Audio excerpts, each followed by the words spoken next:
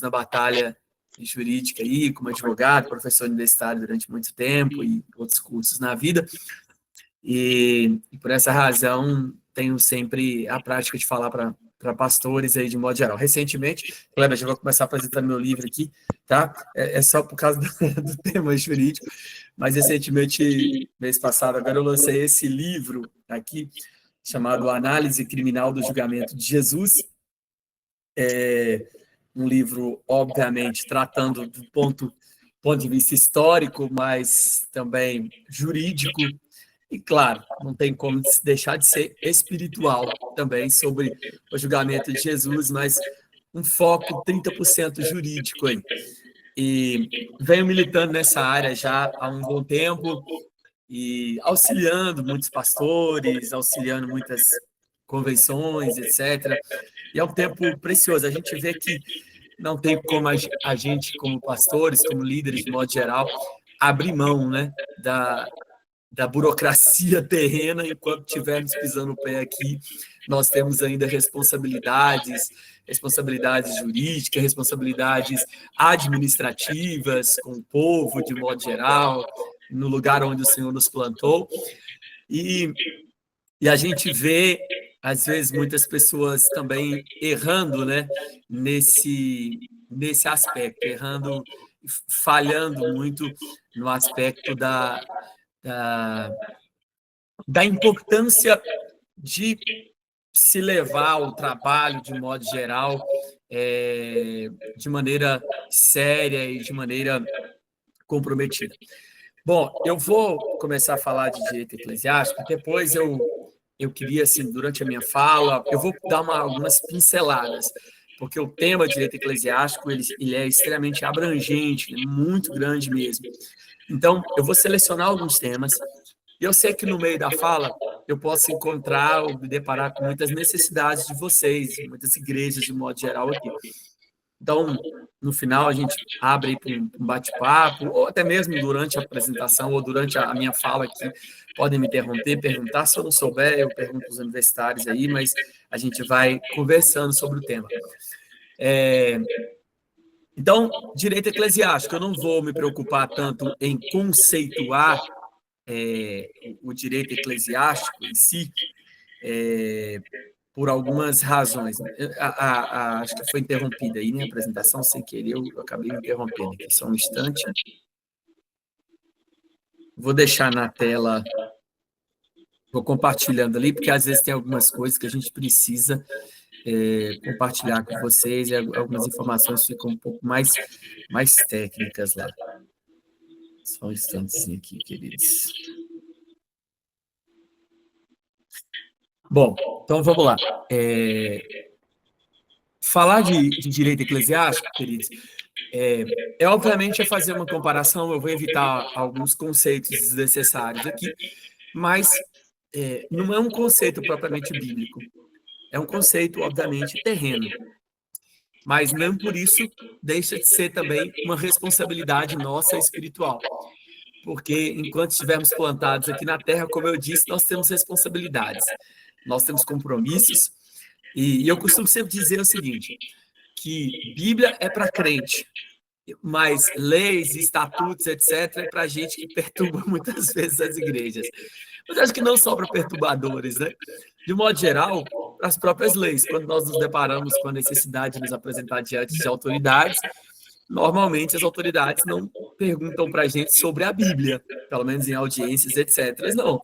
Eles vão, às vezes, perguntar de um estatuto da igreja, às vezes olhar de acordo com a legislação que nós estamos inseridos, o nosso ordenamento jurídico de modo geral. Então, por essa razão, é importante nós entendermos a igreja em si, como a justiça vê a igreja, como a igreja precisa ver de modo geral. Eu vejo muitos pastores assustados. Eu tenho sempre falado isso, pastor Kleber, aqui. Vejo muitos pastores assustados com a justiça, às vezes. E quando se precisam se deparar com uma audiência ou com uma reclamação judicial, seja qual ela for, ou com qualquer tipo de burocracia com os poderes públicos, se embaraçam com poucas coisas. E nós não podemos, né, nos embaraçar com essas coisas terrenas aqui. Mas, por exemplo, deixa eu começar conceituando a igreja de acordo com a visão legal, de acordo com a visão da justiça. E aí eu vou chamar isso de natureza, eu não, né? O ordenamento jurídico chama isso de natureza jurídica das igrejas. Qual é a natureza jurídica das igrejas? Primeiramente, quando um magistrado, quando um juiz olha para uma igreja, como ele verifica uma igreja? A igreja é uma associação, uma igreja é uma fundação, uma igreja... Qual é o ponto de vista jurídico sobre a igreja? E aí, nós vamos nos deparar com o Código Civil de 2002 e alguns conceitos necessários.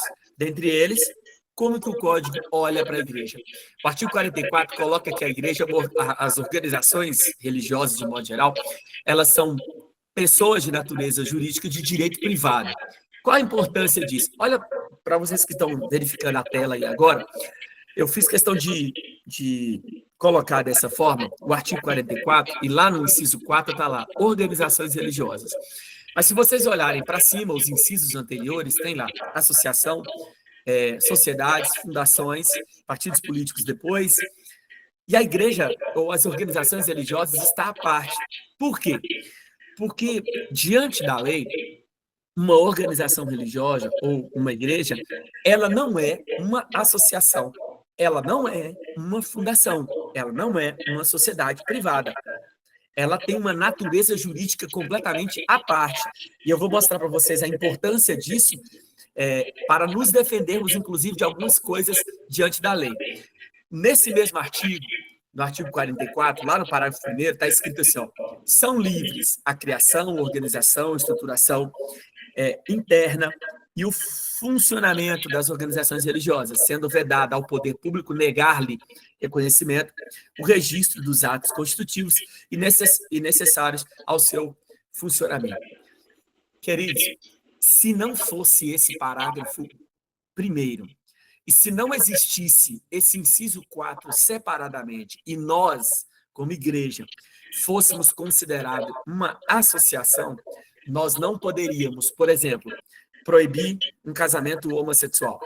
Nós não poderíamos, por exemplo, ter igrejas que, eu sei que nem todas funcionam assim, mas algumas que têm o seu pastor como vitalício, né? Então, não poderia existir um pastor vitalício. A igreja não poderia ter algumas privações de quem pode fazer parte dela ou quem não pode. Porque a natureza jurídica da igreja é uma natureza jurídica atípica. A gente chama de que uma entidade religiosa é um organismo atípico, extremamente atípico. Parece com uma associação, parece com uma sociedade, mas não se enquadra em nenhuma delas. Nós temos liberdade para o nosso próprio regulamento. Às vezes, na minha vida jurídica, eu já fiz muitos estatutos de igreja, de modo geral, e cada igreja tem uma particularidade. Às vezes ela quer se organizar com um conselho, outras querem se organizar com um presbitério, outras querem se organizar somente com a diretoria executiva e etc. Mas nós temos um estatuto, toda igreja precisa ter um estatuto. E diante desse estatuto, nós vamos encontrar exatamente essa liberdade. Nós temos liberdade constitutiva.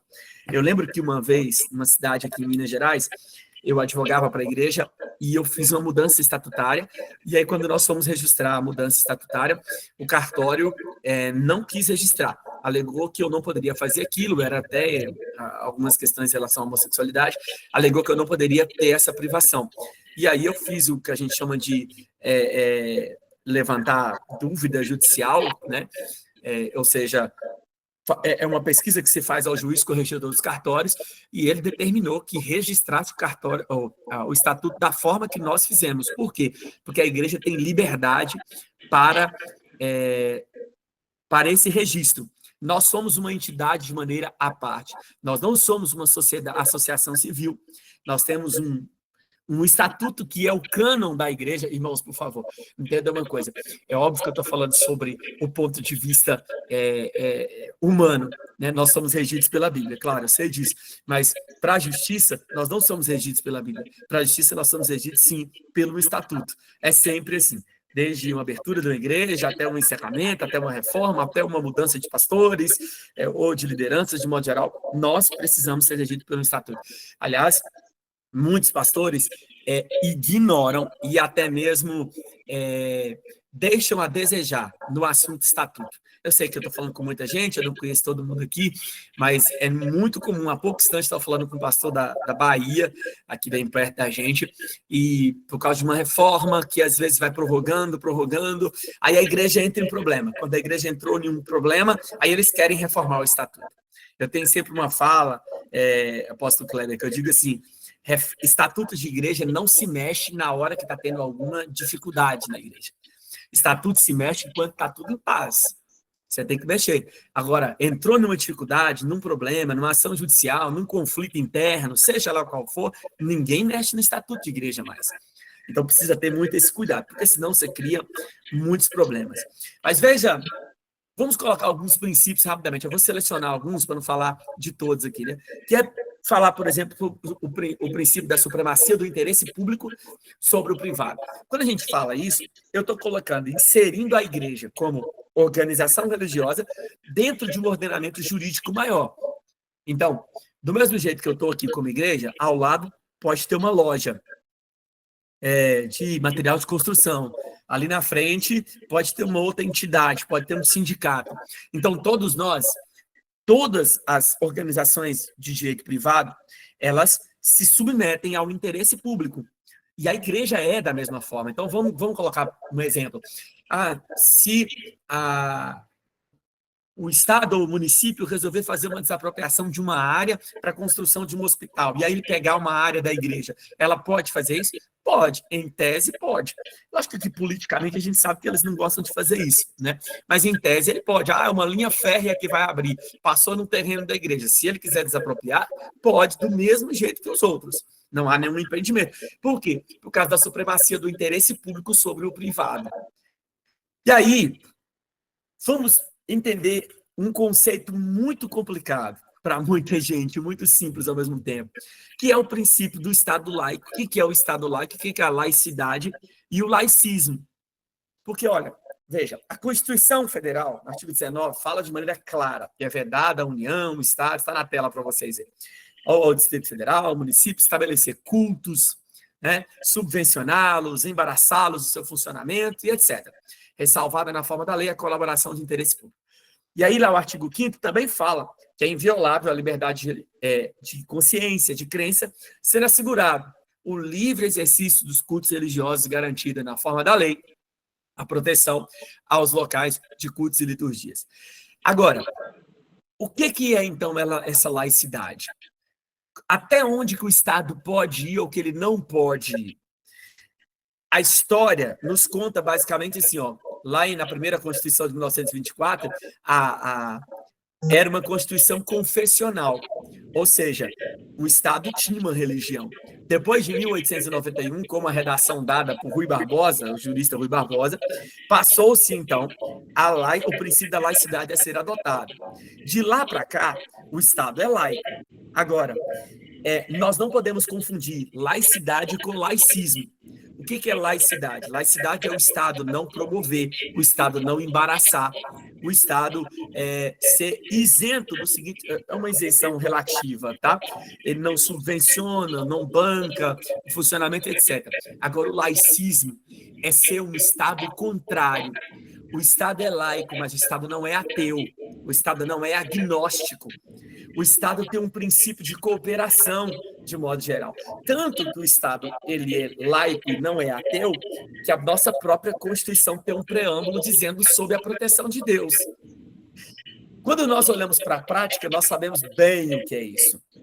Por exemplo, nós falamos que isso é uma separação atenuada. Nós não, os juristas, de modo geral, falam que isso é uma separação atenuada. Porque apesar de haver uma separação entre Estado e Igreja, de modo geral, nós cooperamos, como as casas de recuperação no Estado, as APACs, nas cidades onde existem APAC, aqui em Teoflotano tem uma APAC, por exemplo, a Igreja coopera diretamente, as igrejas cooperam diretamente, as igrejas têm entradas até mesmo nos institutos ou nas entidades de saúde, hospitais, né?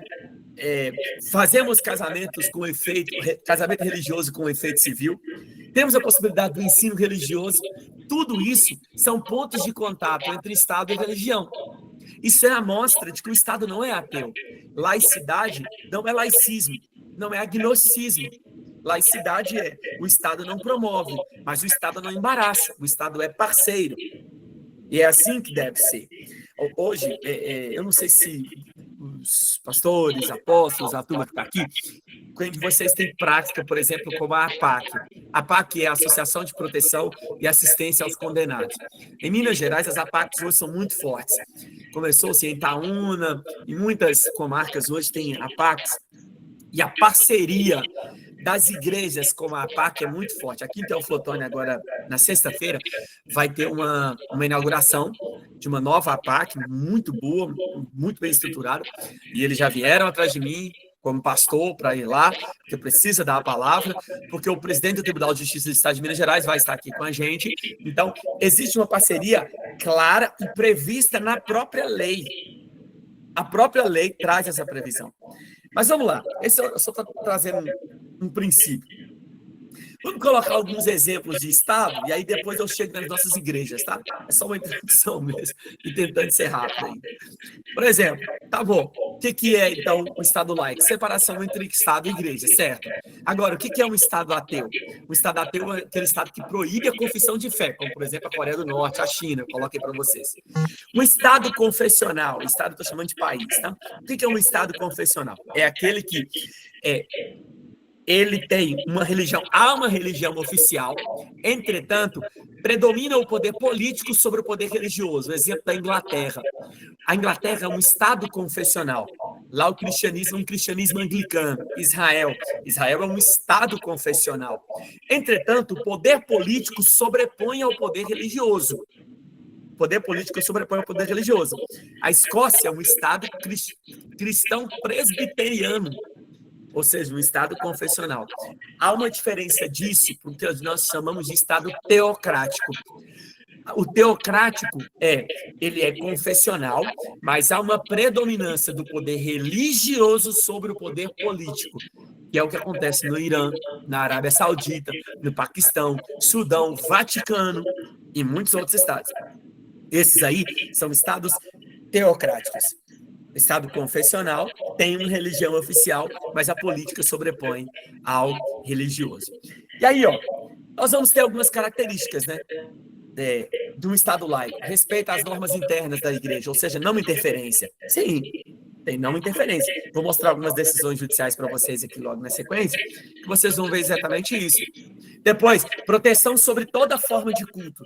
Gente, é sobre toda a forma de culto. Não é sobre a forma de culto nossa, cristão protestante. No Brasil tem uma religião chamada Igreja do Vegetal.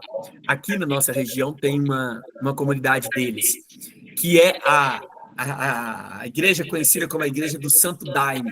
Não sei se vocês já viram isso, que é um chá alucinógeno que eles usam durante as suas cerimônias.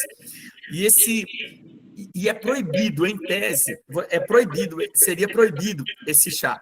Mas hoje, nós temos, inclusive, uma resolução do CONAD, autorizando, que é o órgão fiscalizador, autorizando o uso do chá nos cultos ou nas reuniões deles. Isso é a amostra de um Estado laico. A amostra de um Estado laico é um Estado que ele não embaraça, ele permite. Eu já vou adiantar um tema aqui, lá na frente eu mostro o julgado para vocês.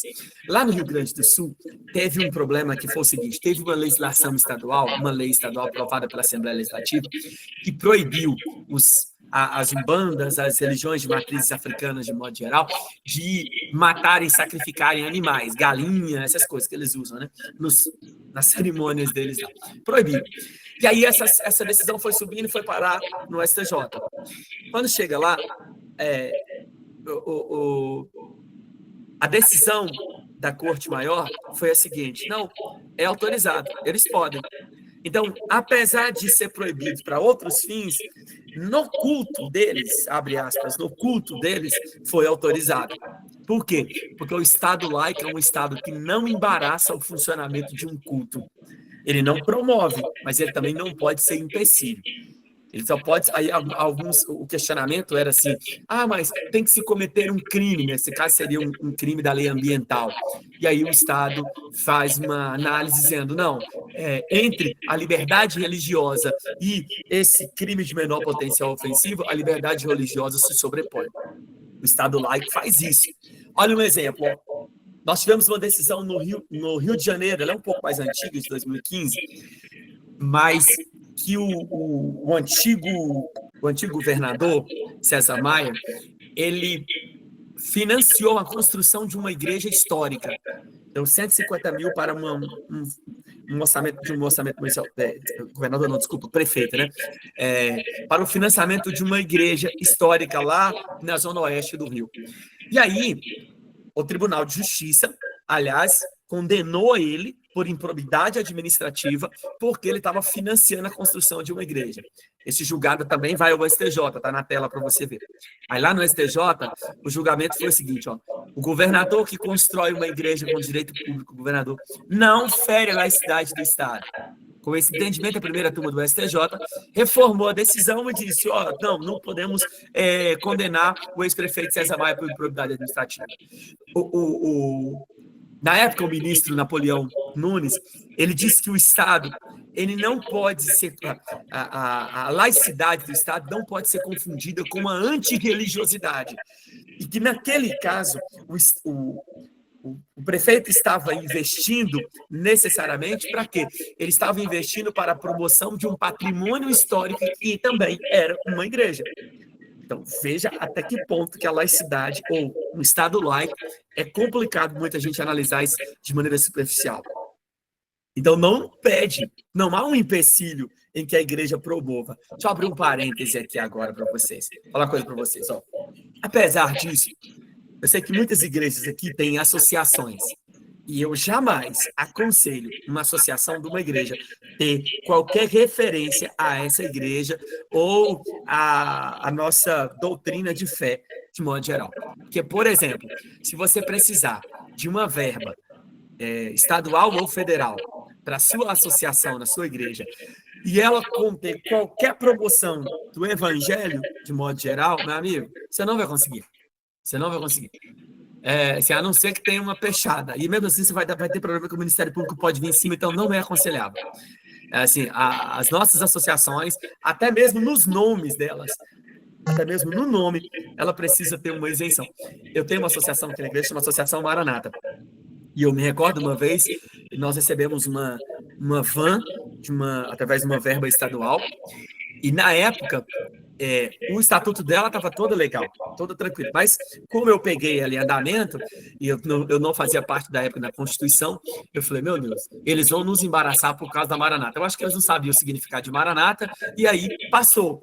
Mas eu me recordo de um amigo meu, também da área jurídica, falando assim, olha, você pode ter problema por causa do nome Maranata, só por causa do nome da associação, porque trazia uma referência a algo espiritual. Mas acho que eles não sabiam o nome e deixaram passar de modo geral. Mas vou continuar aqui rapidamente. Falando dessa laicidade, olha para você ver. Olha um exemplo. A questão de placas e símbolos religiosos. É muito comum prefeitos ganhar uma eleição, chegar no 1º de janeiro e falar assim, ó, declaro que essa cidade pertence a Deus. Né? É muito comum isso. E alguns decretos até cancelam, em nome de Jesus, todos os pactos realizados com qualquer outro Deus ou entidades espirituais. Bom, eu não vou entrar na questão espiritual sobre isso, mas isso costuma dar problema. Quando isso se reverte para decreto, costuma dar problema. Tá? Quando se reverte para decreto, porque decreto ele tem poder de lei, ele não é uma lei propriamente dita, mas ele tem poder de lei. Então isso pode dar problema, já deu em alguns tribunais. Na história, eu até grifei aqui para vocês verem, que na história, até mesmo Cristo Redentor, que está fixado lá no Rio de Janeiro, né, que está estabelecido no Rio de Janeiro, foi questionado. 1920, o então consultor-geral da República, ele opinou pela impossibilidade de se erguer no Rio de Janeiro o Cristo Redentor, hoje símbolo, baseado em quê? Baseado no Estado laico. Mas com o tempo, o que vai acontecendo, Kleber, é que vai havendo uma mudança da interpretação legal, de modo geral. Em que sentido que eu estou falando isso? Começa a se fazer o que a gente chama de uma reinterpretação. Por exemplo, a questão de colocar símbolos, decretos e símbolos de modo geral, né? Melhor dizendo, crucifixos. Vou colocar esse ponto aqui, ó. Colocação de crucifixos. Se quem de vocês já teve a oportunidade, por exemplo, de estar na sala de audiência, é muito comum ter um crucifixo. No tribunal do júri tem um crucifixo. E isso foi questionado e foi parar no Supremo. E, aliás, tem uma ação no Supremo até hoje, já tem voto de 2 ministros, mas ainda não concluiu. E essa ação é exatamente dizendo sobre a colocação de crucifixos. Isso não feriria o Estado laico? O Supremo até hoje tem dito que não fere o Estado laico. Eles entendem que isso faz parte da historicidade do povo brasileiro. Então, de modo geral, isso não fere um Estado laico. Olha para você ver. Agora, tem outros que já começam a ter problema. Exemplo, lá no Amazonas, teve uma lei estadual que passou a exigir, foi diferente aqui de Minas, que aconteceu lá em BH esse mês passado, tá? Mas passaram a exigir a Bíblia nos espaços públicos. E aí, essa lei estadual caiu, a lei municipal, desculpa, de Manaus, ela caiu. Por que ela caiu? Porque não pode ser uma exigência. Pode ser uma faculdade. Em Belo Horizonte, não sei se tem alguém de BH aqui agora, mas esse mês passado teve em Belo Horizonte um decreto municipal, uma lei municipal, e que ela passou a estabelecer que todos esses lugares tenham uma Bíblia, tá? Em lugares, em bibliotecas, melhor dizendo, mas não é uma exigência, tá? Não pode ser uma obrigatoriedade. Lá em Sorocaba, nós tivemos um problema, a igreja lá teve um problema, porque à época tinha uma placa escrita Sorocaba do Senhor Jesus fixada na entrada da cidade, colocada pelo poder público. E aí teve um questionamento sobre essa placa. O Tribunal de Justiça entendeu que não ofendia a liberdade religiosa ou o Estado laico. Tá? Para isso levou, na verdade, em consideração, de novo, a questão da cultura cristã. Mas tem lugares, cidades que já tivemos problemas em relação a isso. Já tivemos problemas em relação a isso.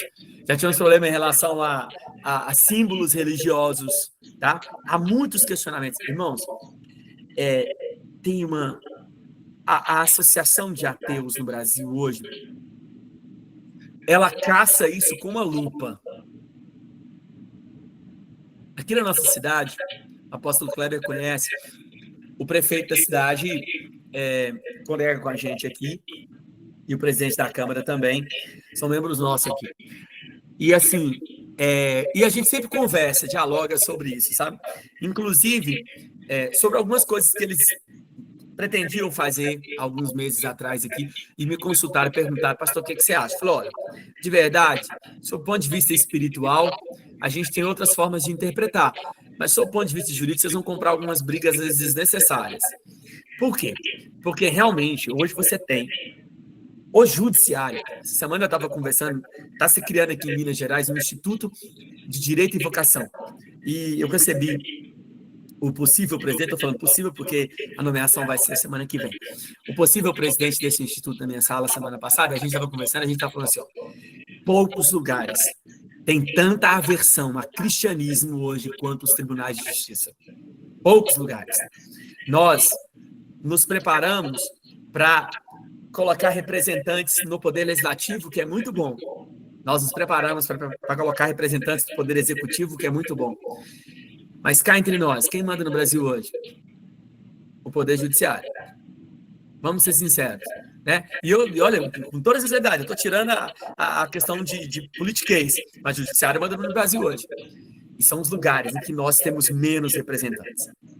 É raro você chegar nas cidades em que você tem juízes cristãos, promotores cristãos, procuradores, de modo geral, representantes tanto da União quanto dos Estados cristãos. E nesses lugares nós estamos tomando um baile. Nesses lugares, nós, como igreja, estamos tomando um baile.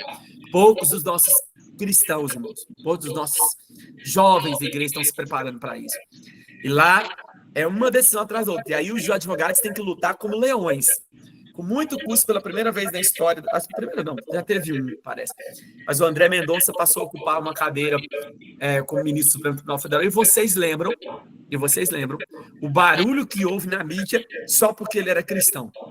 Quem conhece a história do André Mendonça e o currículo do André Mendonça, sabe que o André Mendonça está ali por competência dele. e não por força política. O André Mendonça sempre foi um camarada altamente gabaritado para isso. Mas só o fato dele se declarar abertamente um cristão, nós tivemos problemas muitos. Na época, o presidente teve que peitar, e até hoje há muitos questionamentos. Por exemplo, semana passada ele foi na Marcha para Jesus em São Paulo, né? E fez uma live. E aí, uma parte, não sei se vocês viram, mas uma parte da mídia batendo sem dó, porque o André Mendonça foi na Marcha para Jesus. Então, esses lugares são pouco ocupados por cristãos de verdade. E quando tem, tá entre nós, uns cristãos 007, assim, sabe, que ninguém pode saber que o cara é cristão. Não estou falando que está ali é lugar de fazer proselitismo religioso, não estou falando isso. Eu estou falando que qual é o problema? Se você tem católicos, tem espíritas, tem ateus, e ninguém briga com eles por causa disso.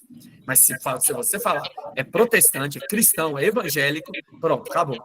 A briga está instaurada, né? Então, deixa eu só prosseguir aqui rapidamente. Eu queria agora entrar num assunto que tem a ver com vocês, e que tem a ver com o bolso da igreja também, que é regime tributário da igreja. Vou fazer uma explicação bem simplória, irmãos, por favor. Alguém fazer uma pergunta? Porque parece que apareceu alguma coisa aqui para mim. Deixa eu ver. Oi, pastor Márcio. Oi, pastor Boa Márcio. noite. Tudo bom? Tudo. Eu queria fazer uma pergunta, só que vou me justificar por ter te interrompido nesse momento. Não, que é isso? Eu sou de Belo Horizonte, mas estou no Amazonas, trabalho em missões aqui.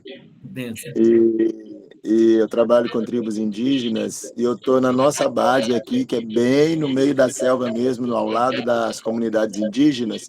Certo. E daqui a pouco, possivelmente, o gerador vai ser desligado. A gente está com uma Starlink aqui, então por isso eu queria fazer uma pergunta.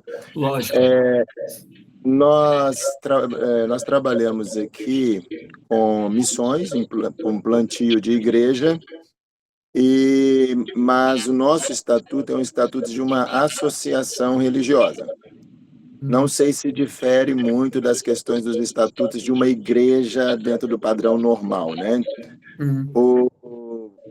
No início, você falou de algumas vantagens para um estatuto de igreja, né? Principalmente a respeito de algumas cláusulas que você pode colocar num estatuto. Sim. E eu queria perguntar se é aconselhável haver uma mudança de um estatuto de uma associação para estatuto de uma igreja, ou vai depender das cláusulas do estatuto? Sim, pastor, obrigado pela pergunta, viu?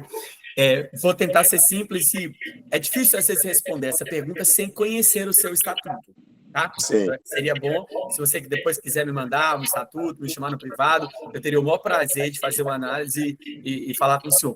Mas assim, ó, se o estatuto ele já é um estatuto registrado como associação, a depender do qual é o seu interesse. Por exemplo, existem algumas associações que estão nesses lugares que elas precisam que sejam associações mesmo, até para recebimento de verbas, até para outras coisas mais, sabe? Então, elas precisam se adequar como associações. Agora, como igrejas, aí vai ter diferença. Por exemplo, nós, como igreja, jamais receberemos uma verba. Nós não podemos receber verba do poder público, em tese, tá? Nós não podemos. Uma associação de uma igreja pode, mas a igreja não pode. Qual a diferença? A diferença é que numa organização interna, nós temos mais liberdade com o estatuto de igreja. Com o estatuto de igreja, eu tenho liberdade. Com o estatuto de uma associação, você não pode, por exemplo, às vezes a forma de eleição tem que ser diferente. A igreja tem total liberdade. A igreja pode colocar pastor vitalício.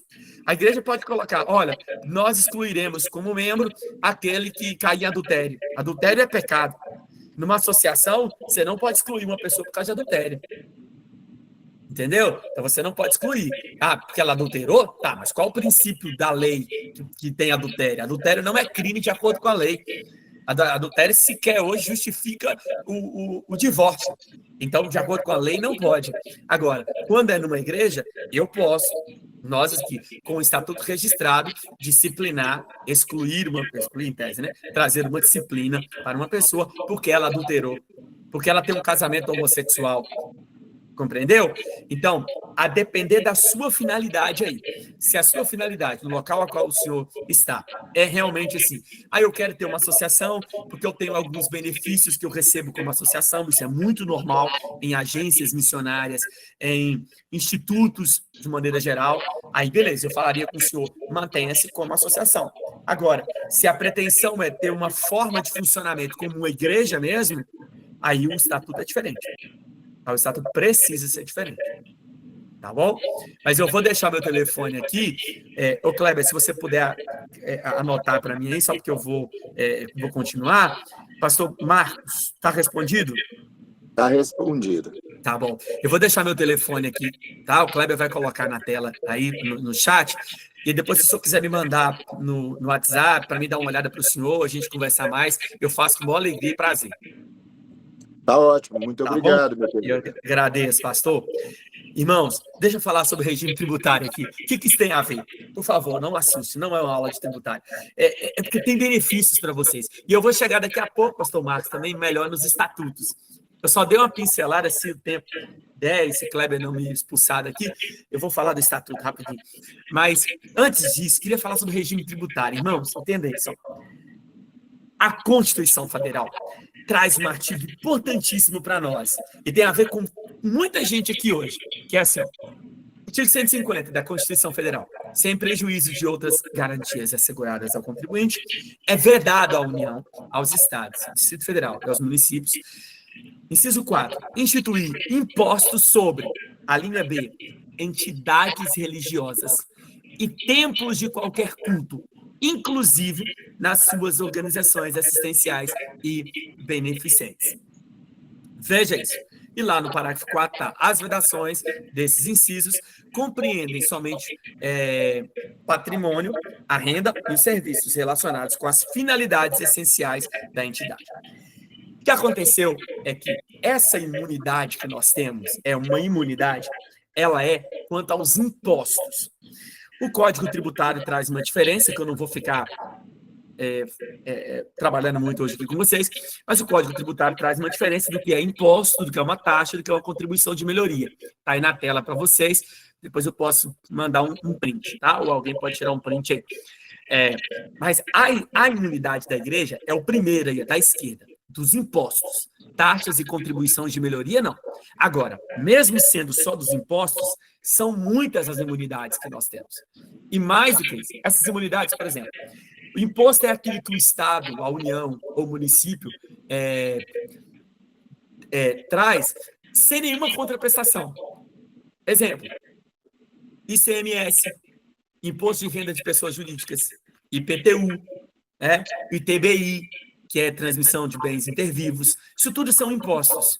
Para uma pessoa normal precisa pagar, principalmente ICMS para nós é bem pesado, dependendo do estado que você tiver. Então, nós temos a imunidade quanto a isso. Entretanto, queridos, escuta isso, ó, a nossa imunidade vai além dos templos próprios. Hoje, nós tivemos uma emenda constitucional, a 116 de 2022, que ela estendeu essa imunidade, inclusive, para templos alugados. Então, por exemplo, hoje, quando você faz um contrato de um aluguel, você precisa pagar, obviamente, o IPTU desse aluguel. Eu, por exemplo, atualmente, muito embora nós temos um templo próprio, que o apóstolo Kleber conhece, nós estamos num local alugado por enquanto. Então, lá nesse local, eu pedi a imunidade do IPTU da prefeitura. Ah, mas é alugado. Eu só apresentei o contrato de aluguel e coloquei baseado nessa lei aqui, ó, do parágrafo 1º A do artigo 156. Ainda que as entidades sejam apenas locatárias do bem imóvel. Então, hoje, se você pagar aluguel do seu imóvel, não é mais uma jurisprudência, é a Constituição Federal que diz que você tem direito a essa imunidade. Isso é extremamente importante. E pastores, prefeituras são espertas. Viu? A prefeitura emite um boleto de IPTU para você e manda, tipo assim, se colar, colou. Se você pagar, problema. Vai ter ressarcimento depois, não. Aliás, você pode até entrar com ação, mas vai dar uma trabalheira que não compensa. Então, mesmo que elas mandem o boleto de IPTU do imóvel da igreja, se o imóvel estiver registrado no nome da igreja, não inventem pagar. Não inventem. O que vocês precisam? Façam uma simples petição, tá? Façam uma simples petição à prefeitura, ao órgão. Não precisa ser nem nada rebuscado, não. É algo simples, só informando que aquilo ali é um patrimônio da igreja. Ah, tá alugado. Contrato de aluguel anexo e pede a imunidade. A prefeitura não pode cobrar aluguel. Vou estender só um pouquinho, o Wagner, né, que levantou a mão, só um pouquinho, Wagner. Vou estender aqui isso mais, ó, para dois outros pontos. Veja a importância. Inclusive, com aluguéis de locais que às vezes não está sendo diretamente usado para o culto, mas é para a finalidade da igreja. Vou dar um meu exemplo aqui de novo. No local onde que eu estou, eu aluguei um terreno próximo para estacionamento da igreja. Então, eu estou usando para estacionamento da igreja. Certo? Eu pedi a imunidade do IPTU enquanto eu estiver usando. Pedi a imunidade do IPTU enquanto eu estiver usando. Por quê? Porque, muito embora ali não ocorre culto, mas é diretamente ligado à finalidade da igreja. Eu estou usando para a finalidade da igreja em si. E aí, a prefeitura daqui já concedeu, aliás, não foi nem nesse mandato, tá? Eles concederam a imunidade para mim, nem questionaram, porque sabia que eu tinha esse direito, realmente, né? Não, pastor, beleza, só junta o contrato para mim, juntei o contrato, sem problema nenhum, imunidade naquele período, eu tenho direito. E outro aqui, ó, antes de abrir aqui para os irmãos que pediram para fazer uma pergunta, e outra importância, que muitos aí não estão fazendo. Olha, que vou colocar isso aqui para a tela para vocês. Ó. Hoje nós temos isenção de ICMS na conta de energia. Toda conta de energia da igreja, ela vem com uma cobrança de ICMS. Aí depende, obviamente, de estado para estado, tá? Do valor do ICMS. Nós temos direito, como igreja, a essa imunidade da parte do ICMS da conta. Eu não estou falando, nós temos imunidade da conta, nós pagamos conta de energia. Agora, da parte que cobra ICMS, tem direito. Tem direito por duas razões. Primeiro, que existe até mesmo uma legislação própria, uma lei complementar, assinada 2019, né? 2019, ainda o presidente era Bolsonaro ainda na época, e ele prorrogou essa lei complementar, ele prorroga, na verdade essa lei, ela é, em tese, muitos juristas até dizem assim, ela é desnecessária.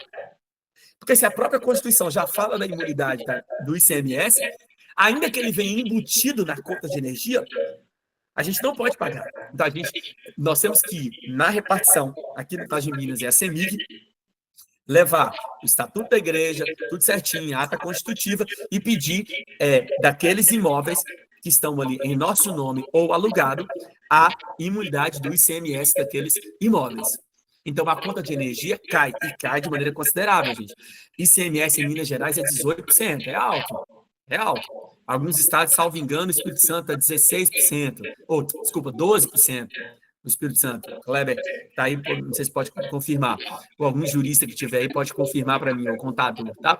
Mas são altas cobranças. Então, cai de maneira considerável. A gente precisa aproveitar disso, e é por essa razão que eu acho que é tão importante a gente estar conversando aqui hoje, porque tem tantos pastores aí que nunca pediram essas imunidades. Pagam o IPTU dos locais onde você está alugado. Ah, não, porque esse aqui não é imóvel próprio. Não, isso não é imóvel próprio, mas você tem direito à imunidade. Não tem problema, não. Vai pagar IPTU de você, não. Alguém levantou a mão, por favor, aí. Sim, boa noite, a paz, pastor. Paz, Wagner. Eu achei muito interessante sobre a questão do ponto do IPTU. A minha pergunta é simples e direta. Mesmo que isso esteja redigido em contrato, que o locatário, responsabilidade dele do pagamento de IPTU, isso a gente pode pedir a isenção nesse caso? Pode, desde que esteja sob o nosso uso verdadeiramente, pode, tá? Não importa. Você pode apresentar o contrato e simplesmente dizer, olha, está sob o uso da igreja. O IPTU é um imposto cobrado sobre o imóvel. Não é um imposto cobrado sobre quem usa. Então, ele está anexado ao imóvel, certo? Entretanto, no nosso caso, pelo fato de estar sendo usado por alguém que tem uma imunidade constitucional, essa nossa imunidade da pessoa de direito privado, que somos nós como igreja, atinge o imóvel.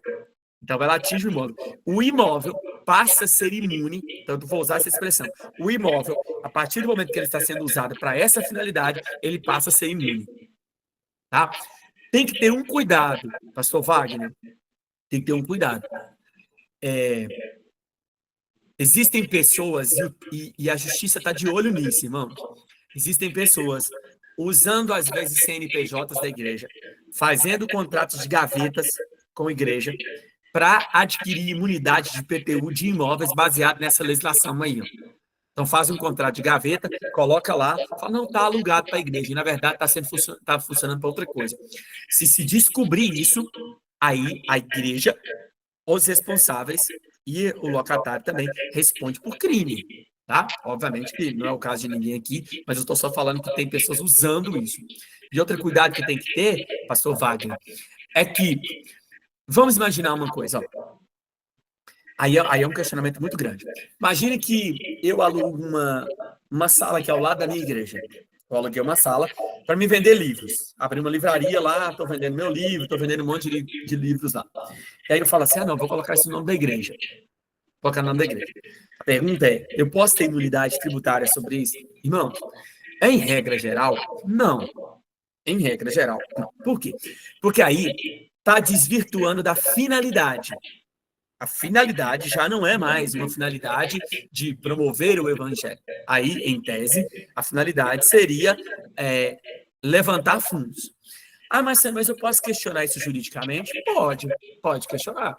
Eu posso questionar e dizer, olha, mas a finalidade é a mesma. Eu estou divulgando o evangelho através dos livros, eu estou divulgando, né? E a renda desse ganho está vindo para a igreja. Mas aí é um outro patamar. É uma outra coisa. Porque senão o Estado começa a desdobrar. Daqui a pouco eu abro uma loja de pneu e estou falando, não, mas a venda é para a igreja. Então se torna complicado. Tá bom? Se torna complicado. Mas alguém levantou a mão e ele disse... Pastor, boa noite. Boa noite. Miguel aqui. Oi, só Miguel. fazer algumas perguntas sobre essa questão também da isenção de IPTU. Nós já conseguimos aqui para a nossa igreja, só que assim, me dá sempre uma dúvida.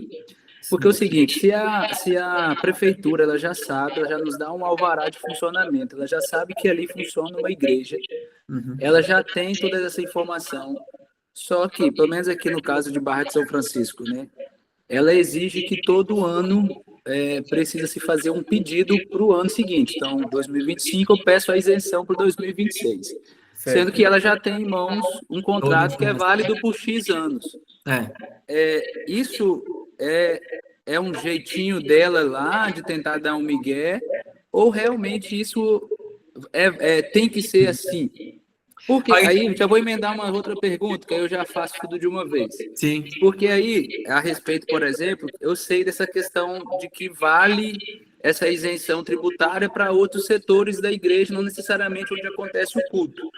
Mas as prefeituras normalmente alegam que você precisa ter um alvará de funcionamento ali da igreja. Então, como que eu vou ter um alvará que não é o culto, é uma base social, por exemplo, e aí, com isso, eu vou pedir uma isenção. Você está me entendendo? Estou entendendo. Uhum. Eu vou começar respondendo a sua pergunta de trás para frente. A última, então. Isso é se colar, colou. Isso aí eles fazem justamente para tentar embaraçar um pouco e para você desanimar. Se você for para a justiça questionar judicialmente isso aí, eles não têm... você vai ver que a letra da Constituição, em momento algum, está vinculando a imunidade da igreja com o alvará de funcionamento.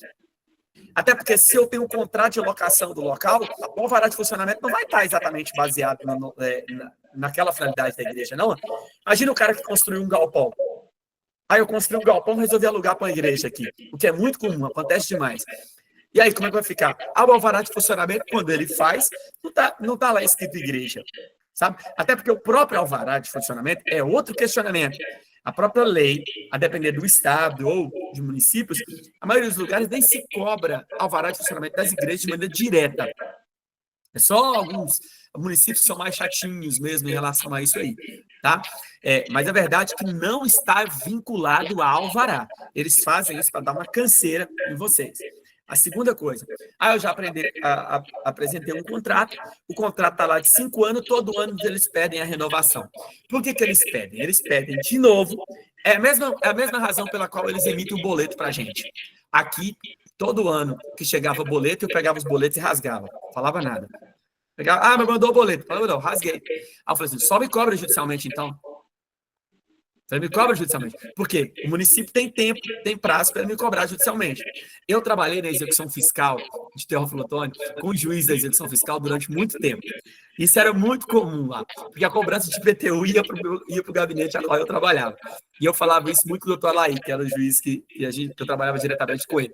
Doutor Alaí, eles são muito espertos. Aí quando a gente conversava sobre igreja, e ele falava, você tem uma visão boa em relação à igreja, você precisa colocar seu ponto de vista. Eu sempre questionava, isso é a expertise deles. Várias vezes foram ajuizadas ações contra igrejas aqui em Teófilo Otoni. O juiz sequer recebia a petição inicial. Já intimava o município, aí não, desconsidera, não sei o quê, porque foi junto. Até judicialmente eles fazem o se colar, colou. Eu tenho assim, aconteceu isso hoje, por exemplo. Semana passada chegou o boleto que nós pedimos no ano passado. Nós já havíamos conseguido a isenção 2024, pedimos para 2025. Aí nós sabíamos já que era o parecer positivo, né, porque é lei. Mas o boleto chegou semana passada. Aí nós fomos lá na secretaria, falou, isso aqui tá errado. Aí hoje eles foram lá levar um novo boleto para nós. Só que eles mandam IPTU com taxa de lixo aqui. Aí só do outro.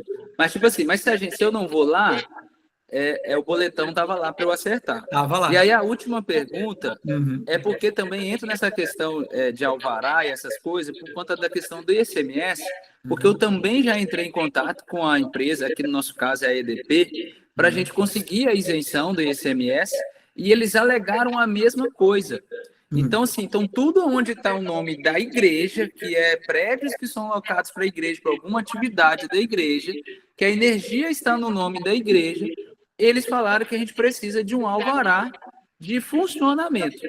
E por isso que eles não davam a isenção do ICMS para nós.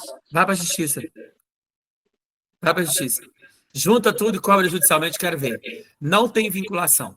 Se você coloca isso no jurídico seus, e o jurídico vai ver exatamente que não tem vinculação. A lei é muito clara. Se você olhar pelo texto que eu coloquei aí da legislação anterior, você vai ver que a lei é muito clara em relação a isso. Não está vinculada.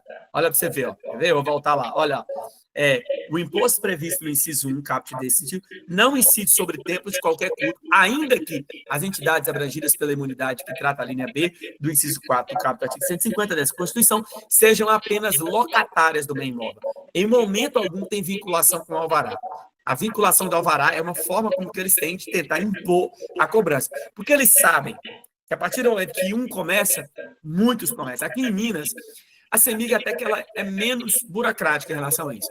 Tem muitas igrejas, não só a minha aqui, mas muitas igrejas que eu conheço, que elas conseguiram a imunidade com mais tranquilidade, sem alvará de funcionamento. Sem alvará de funcionamento. Mas meu conselho leva para o seu jurídico e pede para o seu jurídico para brigar. Tem que brigar. A gente tem que brigar. Nesse aspecto não tem meio tempo. Tem que brigar. E é uma batalha vencida para nós, viu? É uma batalha vencida. Nós temos, ao nosso lado, nós temos a Constituição. Joia, obrigado, viu? Tá bom? Beleza. Olha, vamos lá. Mais alguém aí, gente? Eu posso passar? Posso passar aí? Bom, então vamos lá. Eu vou levar a outros temas aqui. Marciano, sim. Eu acho que tem. O Marcos levantou a mão, é isso mesmo ou é passado isso aí? Só confere. Marcos Rosa. Eu acho que é a passada, não é não? Marcos. Eu acho que foi. Oi, pessoal. Foi a anterior mesmo. Foi beleza. A primeira pergunta aí. Obrigado. Queridos, deixa eu falar um pouquinho sobre proselitismo religioso aqui, mas vou ser bem breve sobre esse assunto, né? Primeiro, o que é o proselitismo religioso? Proselitismo religioso é o que nós fazemos todos os dias, convencendo as pessoas de que o caminho certo é seguir Jesus. Isso é proselitismo religioso. É uma expressão que se usa na legislação, de modo geral, ou melhor dizendo, na jurisprudência, para dizer que o convencimento da parte contrária, que convencer as pessoas de que nós estamos certos, isso é proselitismo religioso. O grande detalhe que nós precisamos compreender, e por que eu selecionei também, Kleber, esse assunto para a gente comentar aqui, é porque, claro, tem muito a ver com o que nós estamos pregando no dia a dia. Então, por exemplo, às vezes a nossa pregação é um pouco mais veemente, né, e mais agressiva com as partes contrárias aí, e com quem pensa de maneira diferente. Seja com o catolicismo, seja com o espiritismo, né, e etc. E a gente precisa compreender que proselitismo religioso é liberado no Brasil. Tá? É uma prática admissível no Brasil. Converter as pessoas de que nós estamos corretos é uma prática. O STF já falou várias vezes sobre isso. Mas ele coloca assim, ó, o proselitismo religioso só se torna crime quando ela se torna discriminatória, quando ela se torna preconceituosa. O problema é que essa expressão preconceituosa é um universo que se abre. Vocês há de convir comigo, né? Porque até quando que é o preconceito? Preconceito é, a partir do momento que eu falei que eles estão errados, por exemplo, pregar contra o homossexualismo, pregar contra o espiritismo. Até quando que isso é preconceituoso ou não? Eu costumo sempre dizer assim, combatam sempre as ideias, deixem as pessoas de lado, combatem sempre as crenças, deixem as pessoas de lado, que a possibilidade de dar certo é maior. Porque a partir do momento que a gente pega pessoas, por exemplo, eu falar sobre o espiritismo é uma coisa, eu falar contra a pessoa de Chico Xavier, às vezes pode se tornar outra coisa, totalmente diferente. A legislação pode interpretar de maneira totalmente diferente, porque aí, em tese, eu não estou pregando contra a crença do espiritismo. Aí eu estou sendo preconceituoso contra aquela pessoa. Mas isso é sempre problemático, tá? Isso é sempre problemático. Nós temos muitos problemas no Brasil em relação a isso. E principalmente agora, a nós, a mim, a muitos que estão aqui, que os nossos cultos são transmitidos. Os nossos cultos são transmitidos e eles se tornam, às vezes, perigosos. Porque nós temos, às vezes, alguns inimigos da nossa fé que fazem recortes das nossas falas. Os recortes das nossas falas se tornam muito, muito perigosos em relação a isso. Meu conselho, irmão, se você está fazendo a transmissão de culto, seja um pouco prudente na sua fala. Porque, às vezes, não dá tempo de se apagar uma live, não. Sabe? Precisamos ser prudentes mesmo sem live, né? Mas com live piora. Porque, às vezes, uma fala mal interpretada, nem todos nós temos a costa larga do Silas Malafaia, que briga, e ninguém parte para cima dele. A gente, às vezes, é bem menorzinho, né, do que o Silas. O Silas, eles não mexem com ele, mas Marciano é diferente. A turma que está aqui é diferente. Nossa costa não é tão larga, não. E é fato, de vez em quando nós vemos essas brigas por aí. Mas olha para você ver, ó.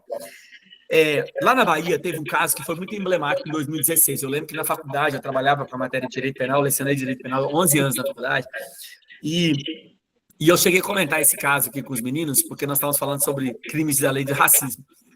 E um padre escreveu um livro chamado Se Ensina ou Não, Reflexões de Cura e Libertação. Esse processo foi um processo emblemático sobre o assunto proselitismo religioso. Porque, por incrível que pareça, esse padre sentou o porrete no catolicismo baiano, que faz um sincretismo religioso com as religiões de matrizes africanas, que é a Umbanda, Candomblé, e com o próprio espiritismo. Mas, em outras palavras, eu li uma parte da obra dele, o que ele fez foi uma separação. Ele disse que catolicismo é uma coisa, umbandismo é outra. E assim, eu tenho que concordar com ele em muitos aspectos, mas em outros também eu não concordo, né?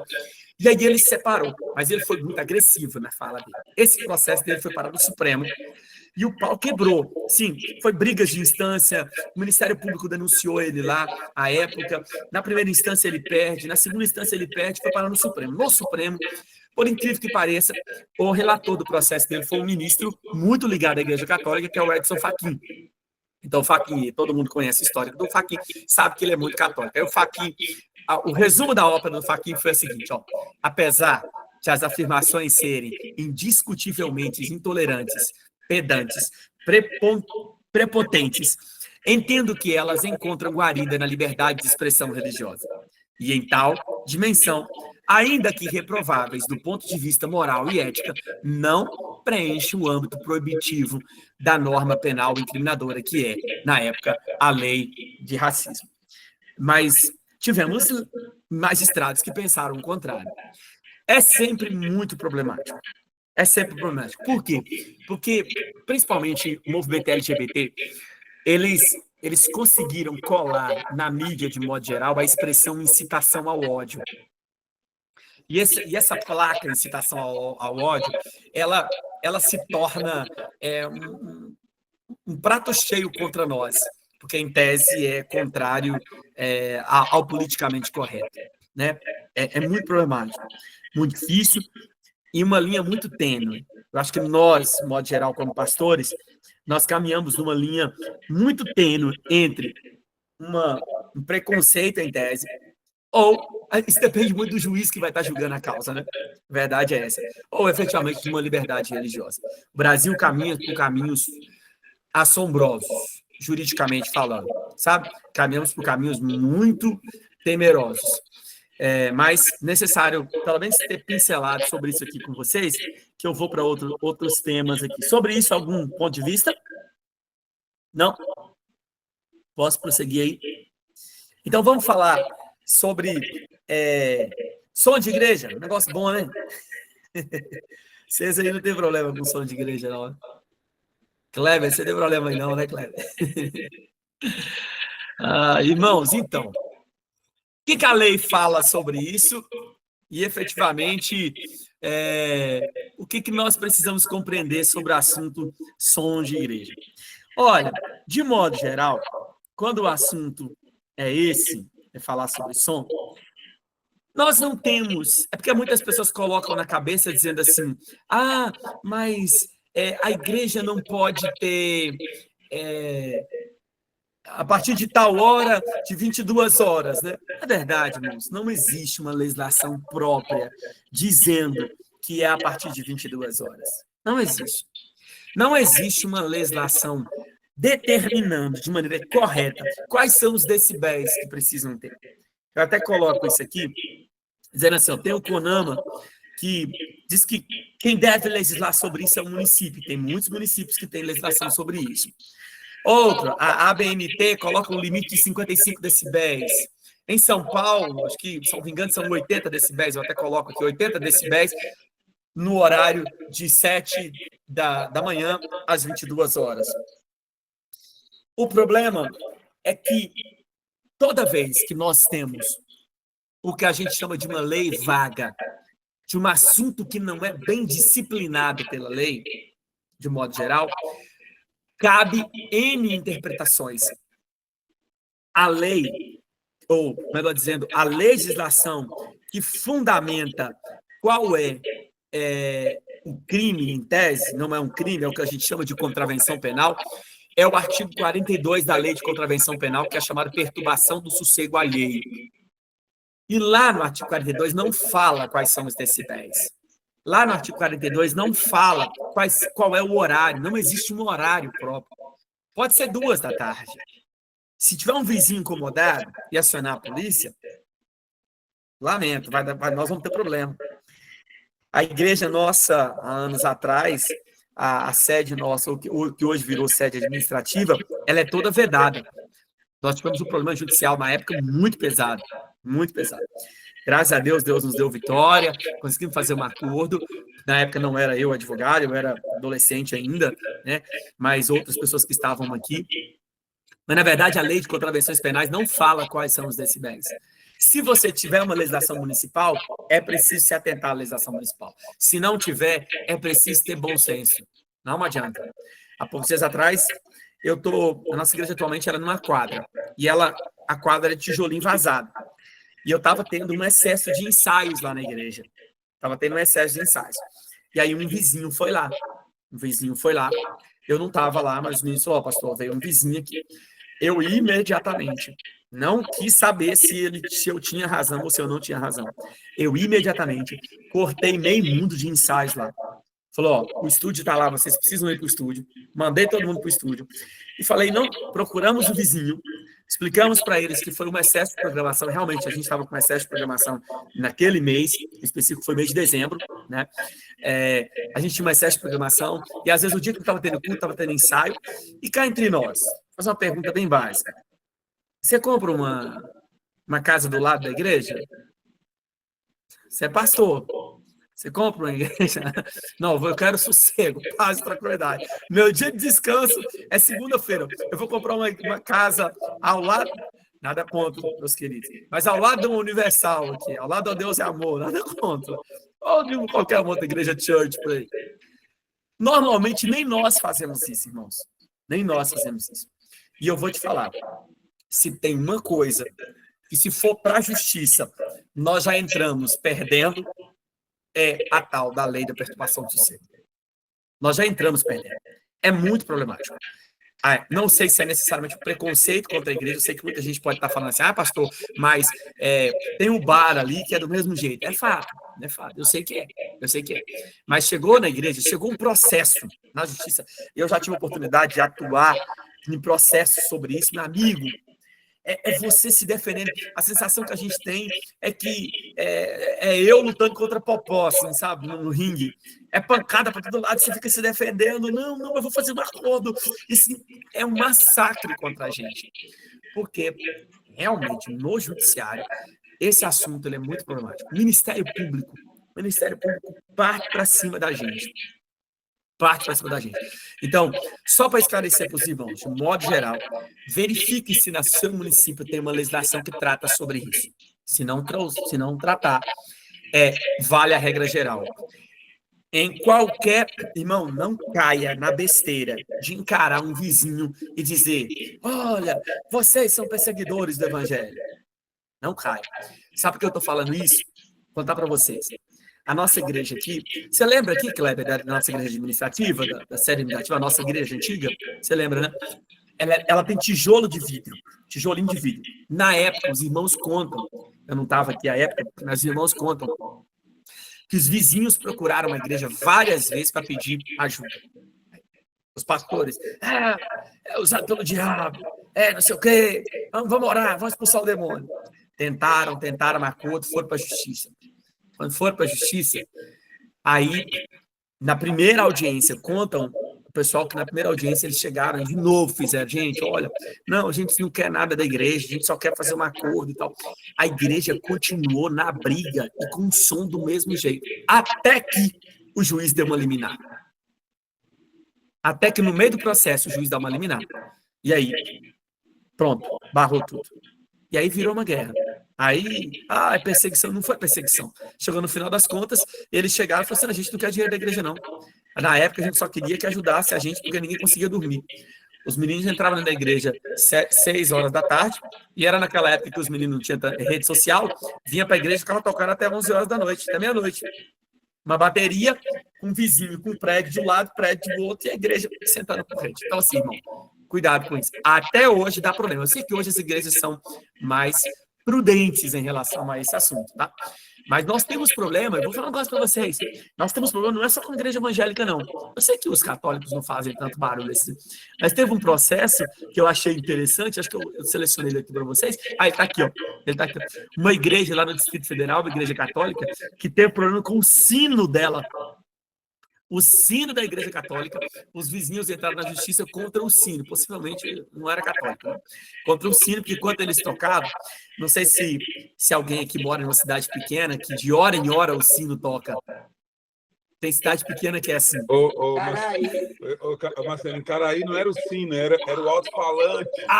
Uma música de hora em hora. Sangue do Cordeiro. E ainda é música ruim, né? Mas é assim. Então, tem cidades que os sinos da igreja católica já estão proibidos de tocar de hora em hora. Irmãos, isso é muito sério. Não é só contra a gente, sabe? A gente precisa olhar. É claro que dói mais em nós, de modo geral, né? Porque a gente tem esses olhos mais pra gente, tá? Mas de modo geral. Sobre o assunto aí, som de igreja, alguma coisa? Só para fechar a janela. Ô, Marciano, eu não tenho pergunta sobre som de igreja, mas me correu algo aqui assim na minha mente, eu queria te perguntar, e de repente seja a situação de alguns pastores aqui, você me permite? E lógico.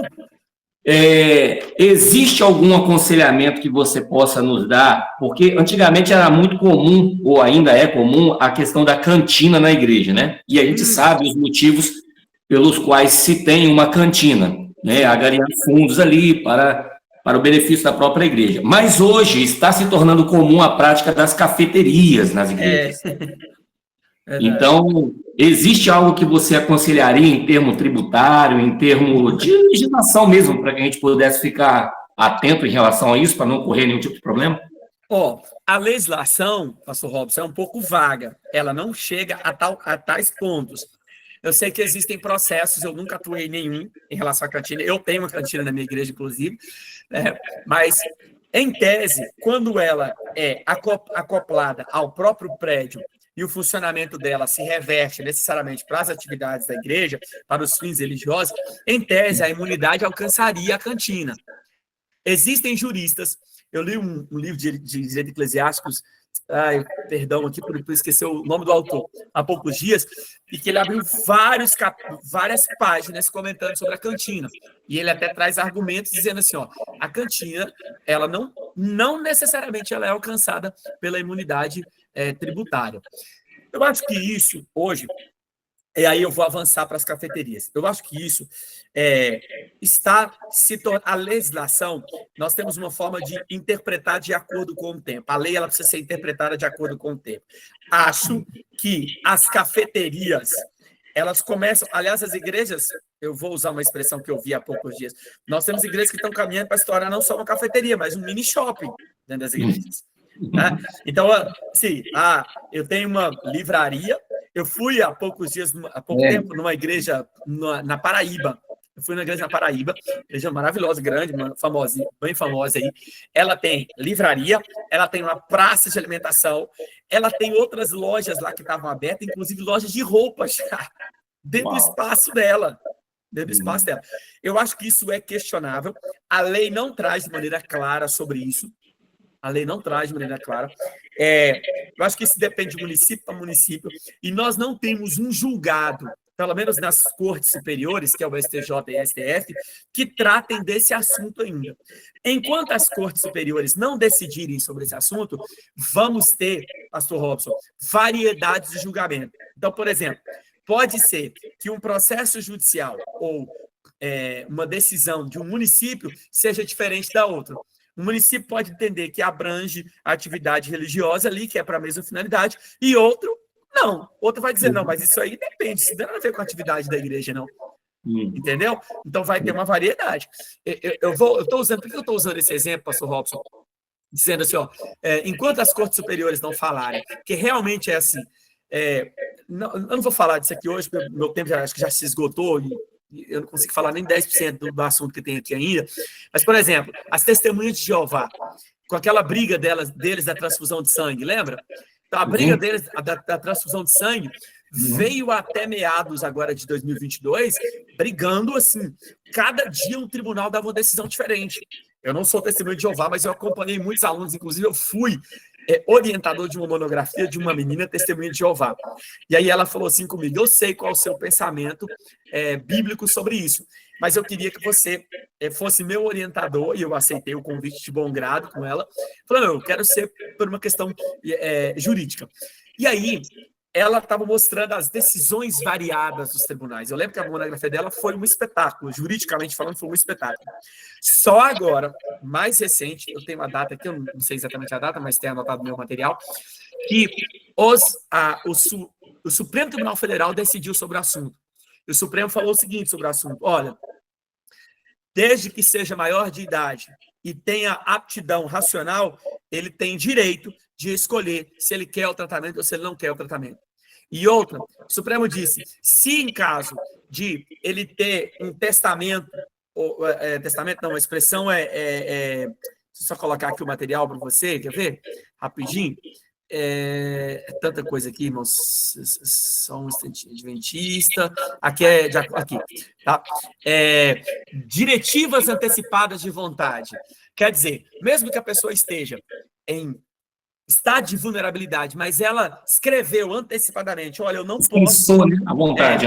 Expressou a vontade antecipadamente, ela tem que ser obedecida à vontade dela. Só não se aplica ou não se admitiu a aplicação dessas diretivas de vontade se tratar, obviamente, de pessoas vulneráveis ou menor de idade. Aí não se admite essa aplicação. Então, até então, a análise era essa. A análise, olha, depende de qual tribunal que cair. E deve ter alguns outros advogados aqui que sabem disso. Às vezes, a juiz uma ação, um advogado decide de maneira diferente. Mas vamos ver os desdobramentos. Eu estou curioso para saber as cafeterias, o que vai virar. minha opinião. Se depender da gente, a gente faz um shopping. Mas eu vou dar uma opinião jurídica, não do pastor. Opinião jurídica. Eu acho que os tribunais vão começar a barrar essas imunidades em relação a cafeterias e outras lojas que estão sendo anexadas aos prédios. Eu acho que o princípio vai ser esse. Depois, vamos ver o que vai dar. Mas acho que no princípio vai ser assim. Opinião jurídica, tá, pastor? Então, porque como pastor, eu tô doido que alcança tudo, que eu faço um mini shopping. Ô, Kleber, eu tenho tempo aqui ainda, Kleber? Fala sobre isso aí, isso é muito bom para nós. Então, vamos lá. Eu vou fechar só com esse assunto aqui, porque senão não dá tempo, não. Misericórdia. A relação do pastor ou da igreja e o direito do trabalho, queridos, extremamente importante. Primeiro que esse assunto era também outra de guerra nos tribunais. Cada dia se tinha uma decisão.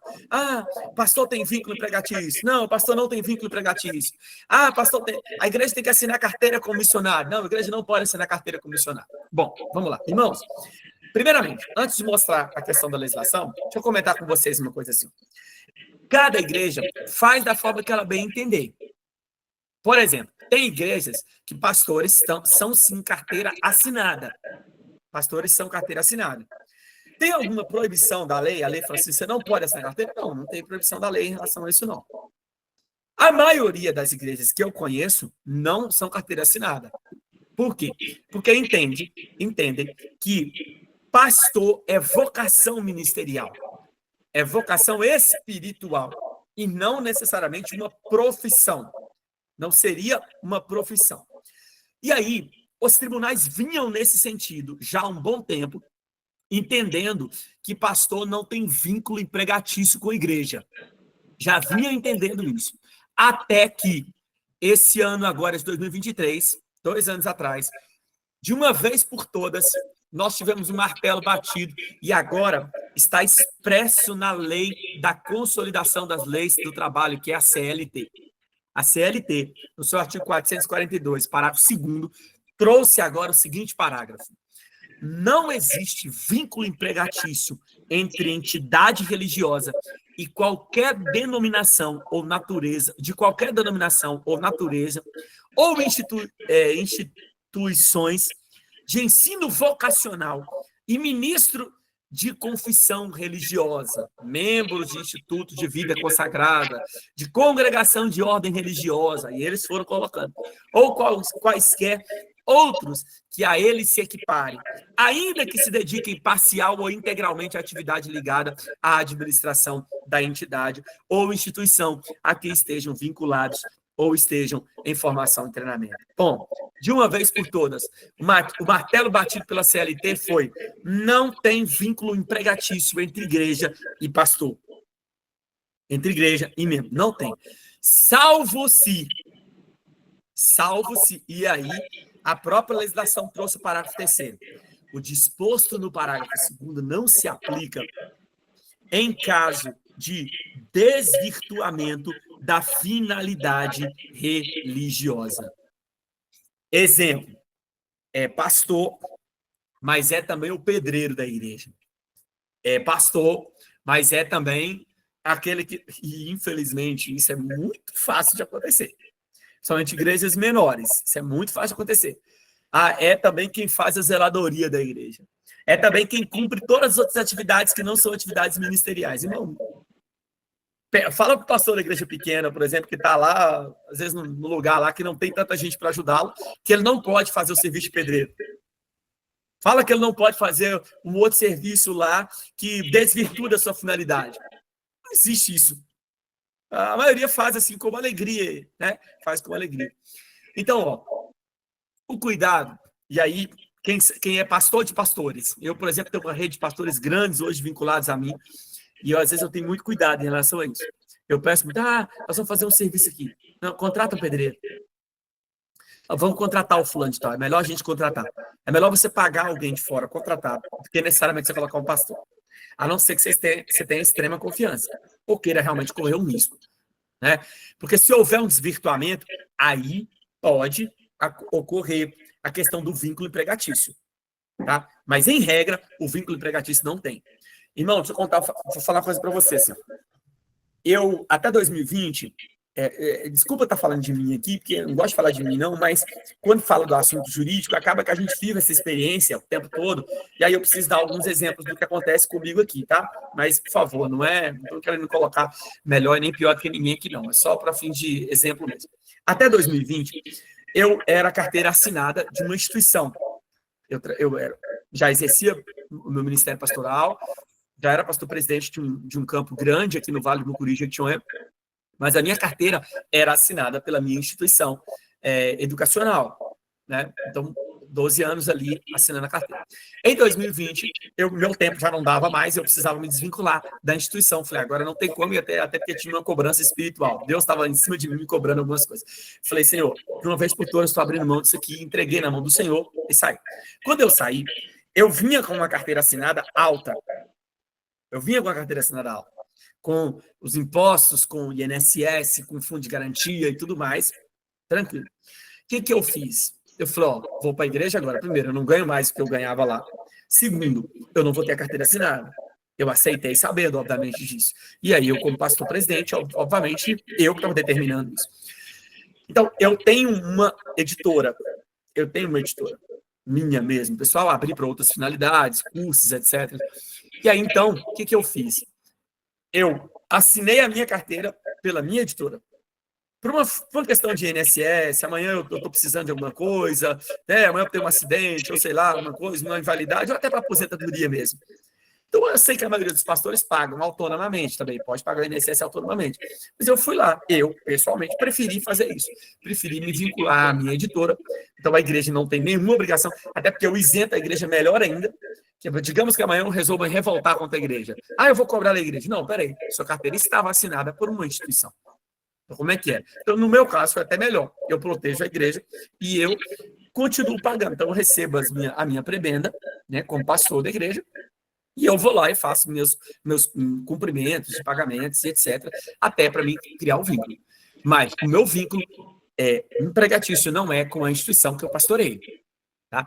Eu cumpro hoje, efetivamente, o artigo 442, parágrafo 2º da CLT, como pastor de igreja. Tá? Então, é preciso... Eu acho que todos os pastores que estão aqui, pelo menos seu INSS é pago, né? Pelo amor de Deus, né? Mais que você não tenha uma carteira assinada pela igreja, mas espero que pelo menos seu INSS seja pago pela igreja, né? Se não for, com todo respeito, irmãos, mas assim, eu acho que o INSS a gente não pode abrir mão em relação a isso. Você nunca sabe o dia de amanhã, e amanhã você quer aposentar, e amanhã a gente para também, né? E amanhã a gente para no nosso exercício pastoral, ou não, tá? Então, acho que ficou claro em relação a isso aí? Diga, Kleber. A Adriana fez uma pergunta aqui, eu achei interessante nesse tópico. É sobre pessoal voluntário, profissionais voluntários na igreja, na execução de um pedreiro, de um pintor, ou coisa do tipo. Como lidar com isso? Nesse caso, o voluntariado, o correto, cara, vou falar o correto e vou falar a prática das igrejas. Tá? Qual seria o correto? Assina um termo de voluntariado aqui para mim. Vou fazer. Não, eu estou fazendo um mutirão. Assina um termo de voluntariado aqui para mim. Esse é o correto juridicamente. Beleza? Você está ciente? Estou. Você vai pintar porque você quer? Tá, beleza. Está dando um dia de pedreiro, de serviço de pedreiro? Assina aqui. Beleza. Esse seria o ideal. né? Mas ficar entre nós, acho que esse não é o real da maioria. A maioria fica tão alegre, tão êxtase, que paga mal o café da pessoa que chega lá. O problema, sabe a hora que é o problema? A hora que acontece um acidente. A hora que acontece um acidente, acabou o voluntariado. Esse é o perigo, irmãos. Há um tempo atrás, eu estava com um menino aqui na igreja, fazendo um serviço no telhado. Bom, aquela pessoa prestativa e tal. E a igreja tem gente que faz de tudo, né? Aí estava tendo uma sala para vazando. Aí ele chegou, pastor, deixa que eu resolvo para você. Aí, tô vendo ele mesmo lá em cima, fazendo as coisas. Um dia, do nada, eu resolvi subir para ver o que estava acontecendo. Eu subi lá, o menino tá andando na quina da parede, assim, parede de um prédio alto. Aqui são 4 andares. Ele estava andando em cima do negócio. Assim. Eu quase morri do coração. Eu falei com ele, eu chamei ele quietinho. Falei assim, ó, você não sobe aqui nunca mais. Falei, primeiro, tem um monte de vizinho ali que cata a mão no celular, começa a filmar, amanhã eu tô no mato. Segundo, você cai. Você cai, o pior de todos, você cai de lá. A família não quer saber se era serviço voluntariado. E segundo, eu tenho obrigação daquilo, mas eu não vi que ele tinha subido lá. Pensei que ele estava fazendo um serviço aqui por baixo do telhado, normal, só fazendo, tampando as brechas ali para não pegar. Não, ele subiu, abriu, subiu, começou a andar lá em cima. Irmão, isso é um risco. Aí depois, assim, determinei que saiu, ó. Você só sobe com equipamento, é o mínimo. Então, Kleber, o ideal, um termo de voluntariado. Que aí depois o cara faz um mutirão. Eu vi um amigo, eu advoguei para um amigo pastor, há um tempo atrás, faz um bom tempo já, mas que mutirão de igreja. O sujeito entrou na justiça, cobrando dele, porque ele participou de um mutirão. É muito complicado.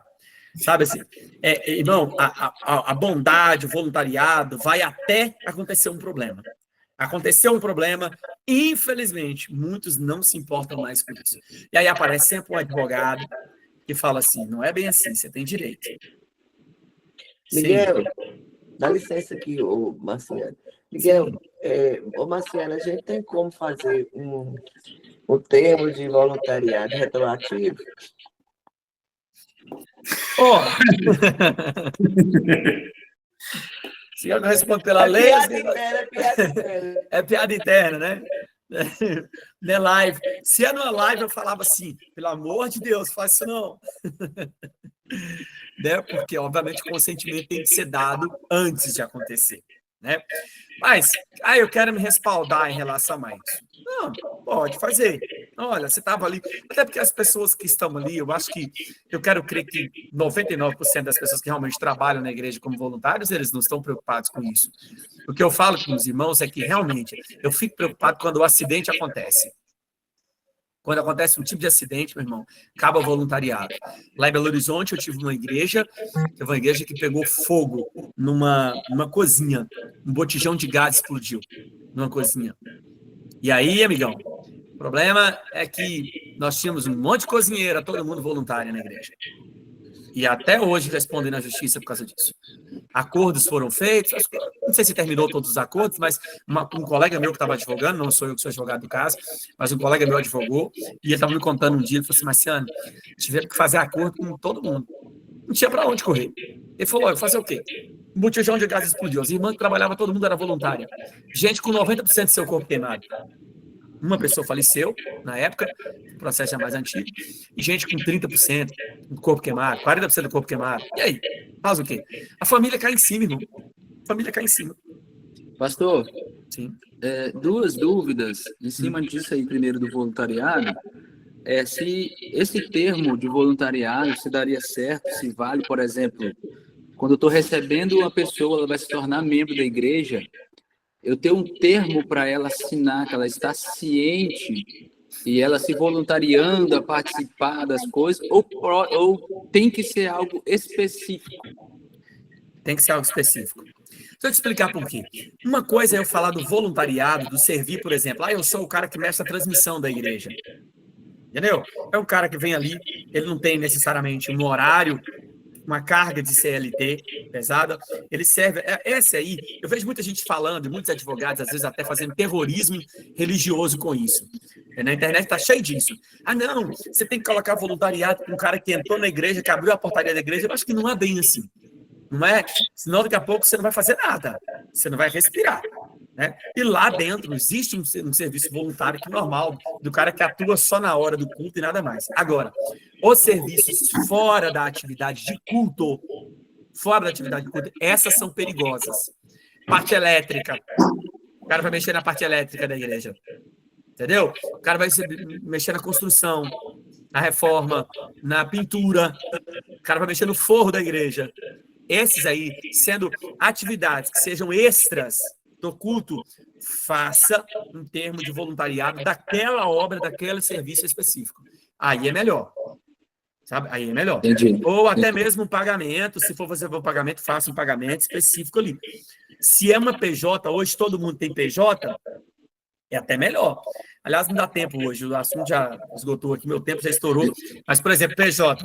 Hoje as igrejas contratam muito em PJs. E eu contrato pessoas aqui na minha igreja em PJs. Pessoas que estão fazendo serviço de mídia, mas que fica o tempo todo no serviço de mídia. Está disponível ali. Ah, beleza. Contratou para o PJ? Não tem problema. A PJ é isenta, desde que ele não tem que cumprir um horário. Normalmente é assim. Por exemplo, o cara que mexe com a mídia da igreja, ele não tem que cumprir horário. Ele não tem isso. Então, o vínculo não é bem exatamente isso. Mas ele é um prestador de serviço. Faça uma PJ. Agora, aqui na igreja eu tenho, por exemplo, carteira assinada com o menino que trabalha com som da igreja. Aí eu assinei carteira. Por quê? Porque esse cara chega 4 horas da tarde. Esse cara fica todos os dias até 10 horas da noite na igreja. Seja em um prédio ou seja no outro. Então, para me evitar problema, o que eu fiz? Falei, cara, não dá para ser PJ. Esse aqui é contrato. Esse aqui é CLT. Assinei a carteira dele. Porque o risco meu é bem menor. Graças a Deus, evitei problema. Ele cumpre horário, eu pago INSS, eu pago tudo para ele, mas é diferente. Aí não é serviço pastoral. Tá? Agora, se você quiser também fazer um voluntariado, de maneira geral, para todo mundo que está servindo ali, pode, mas eu acho que também é muito terrorismo. Sim. E uma última dúvida a respeito do voluntariado é aquele voluntário que ele tem uma ajuda de custo. Ele não é um funcionário da igreja, mas ele recebe uma ajuda de custo. Como que se protege disso? Só informar que isso é uma ajuda de custo? Isso... Ou você para de pagar, ou você explica por que você está pagando. Explicar como? Porque, por exemplo, uma coisa é eu estou fazendo uma ajuda de custo para um pastor, que ele é responsável por fazer visita, que ele é responsável por ir no hospital, que ele faz um culto fúnebre para mim quando eu estou ocupado, que ele visita uma congregação ou um núcleo, é o caso seu, ele vai visitar um núcleo, é um serviço pastoral. Serviço pastoral é prebenda. Uhum. É prebenda. Aí, beleza, aí ele cai na regra do artigo 442, parágrafo 2º, ali. Eu estou pagando, eu estou agindo. E prebenda não tem valor fixo. Prebenda pode ser R$100, prebenda pode ser R$10.000. Prebenda não tem valor fixo. Prebenda é uma ajuda de custo que você dá. Aí tudo bem. Você coloca lá para ele. Agora, se não é nisso, se é em outras coisas, eu estou dando uma ajuda de custo para o cara que é pintor. Pintor é profissão. Entendi. Pintor é profissão. Então aí você está fazendo de maneira errada. O que é melhor você fazer? Faz um contrato com esse cara. Olha, vou fazer um contrato de uma obra, ou então vou fazer um contrato com você, eu te pago até X, mas você é responsável, por exemplo, por pintura de todos os nossos templos. Você se ocupa com a manutenção. Gente, limpeza. Olha o exemplo da limpeza. Limpeza dá problema, viu? Olha o exemplo da limpeza. Eu aconselho hoje você fazer o que com limpeza? Limpeza só tem 2 saídas. Você só tem 2 saídas com limpeza. Ou assina a carteira, ou contrata PJ. Caso contrário, serviço voluntariado vai dar problema na limpeza. Sabe por quê? Porque isso acaba gerando vínculo empregatício. Isso é igual a diarista que vai na sua casa 3 vezes por semana. Gera vínculo empregatício mesmo que ela não queira. Amanhã, e sabe o que é o problema? Só para concluir aqui, pastor, rapidinho. A zeladora começa a cuidar da igreja, normal, com a boa intenção do tamanho do mundo. Até ela ter um filho ou casar. Na hora que o marido dela percebe, ou na hora que um filho aparece, o filho fala assim, peraí, não é bem assim serviço voluntário. Porque o serviço voluntário, irmão, você há de convir comigo, que é um negócio que você faz uma vez aqui, outra lá. Aí tudo bem, é um voluntariado. Agora, aí tá lá, 3 vezes por semana, 4 vezes por semana limpando a igreja, arrumando. Vai dar problema, vai gerar vínculo empregatício. Ah, mas era voluntariado, gerou vínculo empregatício. Pelo tempo que ela estava. Porque a gente precisa entender que o vínculo empregatício não é por disposição. O vínculo empregatício é por várias outras condições que a CLT coloca. Subordinação, cumprimento de horário, cumprimento de tarefas específicas. E aí vai começar a gerar o vínculo empregatício. Mesmo que a pessoa não queira, isso pode gerar. Então, no caso de zeladoria, irmão, assim, ou você faz uma PJ, e hoje é muito fácil fazer uma PJ, cria uma PJ e faz um contrato de limpeza. Fala, ó, você não tem responsabilidade de horário, mas você limpa a igreja aqui para mim. Estou contratando sua empresa de limpeza. Aqui na cidade tem uma empresa chamada Maria Brasileira, que é até do menino da nossa igreja aqui. E hoje eu estou contratando muitas pessoas dele. Eu fiz isso, eu faço muito contrato, muito embora eu tenha uma zeladora, carteira assinada, mas como a gente tem hoje 3 templos só da igreja sede, então fica muito pesado para ela. Então eu tenho uma que é zeladora, carteira assinada, mas eu tenho outras que flutuam como contratadas de uma empresa específica que eu fiz um contrato, que é a Maria Brasileira.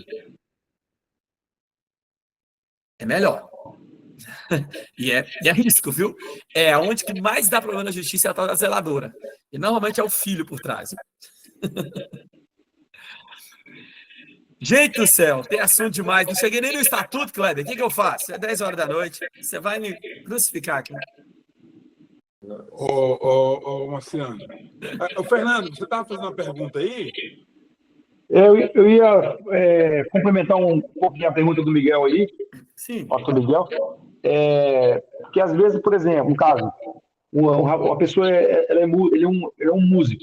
Ele cuida da parte de música da igreja, e aí ele acaba que toma muito tempo dele, ele dedica muito tempo à questão da música, e aí, de alguma forma, a igreja propõe a dar uma ajuda de custo para a pessoa. Isso, então, pelo que eu entendi, não é uma atitude positiva, não, né? Não é. Não é. É a mesma coisa que eu acabei de responder pro irmão aqui, ó. A mesma coisa. É perigoso. Ou você corta e deixa todo mundo como um voluntário mesmo, sem ter horário para cumprir, e que ele esteja lá servindo a Deus de maneira natural, como se fosse um chamado, tá? Porque músico não é necessariamente um chamado pastoral. Embora, claro, a gente sabe, né? Há muitos músicos hoje que têm um chamado pastoral. Mas a gente tem que ter muito cuidado. Irmão, dá problema. Dá problema. Eu tenho hoje muitas igrejas que, às vezes, assim, ó, ela assina a carteira de um maestro. Beleza. É o cara que está lá, ele tem horário para cumprir, ele tem tudo. E, normalmente, vocês hão de convir comigo, pastores que estão aqui, que aí a gente acostuma com os caras, e aí a gente começa a dar ordem baseada em horários, colocar cronogramas de trabalho para ele, mandar milhares de mensagens. Ó, hoje precisa fazer isso, precisa fazer isso, precisa fazer aquilo. É ou não é? Vai dar o quê? Uma hora, se o cara for mal intencionado, ele pega aquilo tudo, constitui provas, irmão. Constitui provas. Leva na justiça, dá um vínculo empregatício fácil. Fácil não, desculpa, eu acho que eu exagerei usar a expressão fácil aqui. Mas dá um vínculo empregatício, dependendo do abuso que for da igreja. Então, hoje, aqui na igreja, quando eu percebi que o menino que trabalhava com som, primeiro, ele era muito bom, segundo, que o horário dele estava começando a se exceder a um horário de voluntariado, eu chamei ele. Falei assim, carteira assinada. Vamos assinar? Ah, tudo bem, pastor, vamos assinar. Ah, ele trabalha, já tem a carteira assinada na outra empresa, aí beleza. Aí fica mais fácil de negociar, porque você pode comprovar na justiça. Olha, ele trabalhava, ele tinha carteira assinada lá, ele trabalhava aqui como voluntário. Agora, cuidado com a ideia de começar a gente ser rígido demais. A gente pensa que todo mundo é espiritual, a gente pensa que todo mundo é crente maravilhoso. Aí basta você ter uma contenda com a pessoa, basta você dar uma ordem um dia, como pastor, que ele não gostou da sua ordem. Pronto. O negócio está feito, né? Aí, infelizmente, alguns dão lugar para o diabo, né? Dão lugar para o diabo mesmo.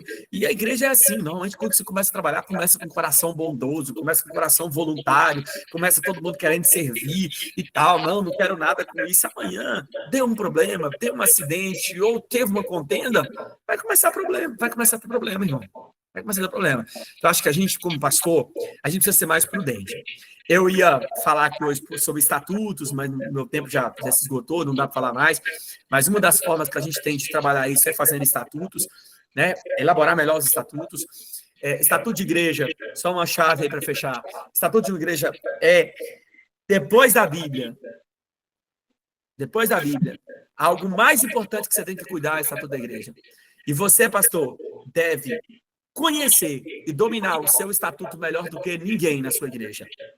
Obrigatoriedade minha e de vocês. Obrigatoriedade de todos nós que pastoreamos. Faz parte, é ossos do ofício. Estatuto de igreja normalmente é um lixo. Esse tempo atrás, Kleber, eu vou citar um nome aqui, que é de um amigo nosso, mas ele é uma pessoa muito querida. Aqui na igreja, aqui na cidade, tem um amigo que ele era da Bola de Neve, e aí eles fizeram aquele processo de emancipação, né? E ele foi emancipar a igreja dele, e aí me procurou. Eu já estava com o estatuto pronto, o pastor Lucas, um cara sensacional. Ô, Marcelo, eu queria que você me ajudasse e tal. Não, eu queria que você me indicasse um advogado. Eu falei, ó, tá, eu não estou advogando em tudo, não, mas o que você está precisando? Falou, de verdade, assim, assunto estatuto de igreja, eu trabalhei muitos anos com estatuto de igreja. Já fiz centenas de estatutos de igreja. Ele falou comigo. Então tá, aí me entregou o estatuto dele. Quando ele me entregou o estatuto, ele me contou o que ele queria, eu falei, cara, é norte e sul. Entre o que você quer e o estatuto da sua igreja, não tem nada a ver. Eu falei, Lucas, onde você achou esse estatuto? Não, tá emancipando. Aí então o pessoal começou a replicar, passar um para o outro. Irmãos, eu peguei o estatuto dele, eu fiz 100% o outro estatuto. Falei, cara, cadê nós? Me conta o que você quer. Como que você quer a constituição da nova igreja agora? Era um processo de emancipação. Como que você quer? Aí eu quero assim. Como que você vai gerir administrativamente a igreja? Vai ter um assim, assado, vai ter uma comissão disso. Falei, beleza. Primeira coisa que você faz é montar como que você quer o funcionamento, a gerência administrativa. Falei, segundo, vamos colocar isso agora dentro do estatuto. Falei, você não vai encontrar nenhum estatuto em lugar nenhum que tem tudo isso aqui que você falou para mim. E aí fizemos. O estatuto dele ficou muito bem feito. Até depois indiquei o estatuto para outra pessoa que ia ter uma administração parecida, mas raramente, irmão, raramente, um estatuto de uma igreja vai ser idêntico ao estatuto da outra. A realidade de uma igreja vai ser idêntica à realidade da outra. Raramente. Eu sou pastor da Assembleia de Deus. E assim, fiz estatuto de centenas, mas eu não tenho uma que é igual à outra. Não tem uma que é igual à outra. Todas elas têm uma peculiaridade, tem uma coisa. Então, o estatuto é um negócio extremamente sério. Estatuto, talvez depois se Deus nos desse uma outra oportunidade um dia, Kleber, a gente conversaria só dele, sabe? Só para que vocês entendessem, assim, a seriedade que é esse assunto. Esse assunto é extremamente sério e não dá para ser jogado para debaixo do pano, não. Tá? Não dá, não. Mas eu não dá para falar hoje também. Ô, Marciano, é uma coisa que eu estava conversando com a Adriana aqui, e aí já foi algo que foi colocado ali, e eu queria, a gente prosseguir, e você está comprimindo muito, e nós acreditamos que é um assunto muito importante. Né? Tem muitas outras Tem coisas. muitas outras coisas. Então, sim, eu quero abusar da sua boa vontade. Eu quero abusar da sua boa vontade. E... assinar um termo de voluntário. Boa, Adriana. E saber que você não pode futuramente, eu posso ver isso com você em off, ter uma outra reunião para a gente continuar, porque eu acho que tem muita coisa importante e eu estou percebendo que, por causa da questão do tempo, foi muito... corrido. Tive que espremer aqui. Você querendo falar de tudo, né? A gente também querendo ouvir de tudo. E talvez, se você falar que não tem problema, eu posso ver eu acho que segunda-feira é o dia melhor para todo mundo. A gente pode estudar aí uma segunda-feira, ver um prazo, uma legal, a gente alinhar, porque isso abençoa muito. E hoje vai ser uma benção, para mim também. Você está falando para várias regiões diferentes do Brasil, está falando para a gente nos Estados Unidos, eu nem sei como que é as leis lá, né? Mas o lei mas você vê que o interesse das pessoas, né? O interesse, E eu tenho certeza que tem muitos outros pastores também que não puderam estar hoje, né? Nós até gravamos ali, podemos enviá-los e numa próxima reunião eu queria abusar da sua boa vontade aí e saber se é possível. Mas é uma honra, Kleber. Vamos sim, vamos combinar. Não sei como que a gente consegue fazer isso aí, mas vamos combinar. Semana que vem eu estou, na próxima segunda, no pós, que eu estou em Belo Horizonte, no lançamento do Instituto Direito e Vocação. Ore por mim. Estou tendo uma entrada aí com um livro, pastor Kleber, assim, sensacional, sabe? Que Deus tem nos levado a alguns lugares. Hoje eu tive contato do presidente da OAB estadual de Minas Gerais, Dr. Gustavo Chalfun, e estamos articulando uma palestra lá dentro da OAB estadual sobre o tema análise criminal do julgamento de Jesus, mas, acima de tudo, eu tenho visto que é uma porta de evangelização. É uma porta de evangelização lá dentro, sabe? Na segunda que vem, eu estou na AMAGES, que é a Associação dos Magistrados do Brasil, e o lançamento do Instituto vai ser exatamente na AMAGES, muito importante, e a gente está muito com essa ideia de que nós precisamos ocupar lugares no judiciário. Não adianta a gente ficar reclamando de Xandão, não, se a gente não está ocupando os lugares, né? É isso aí. Verdade.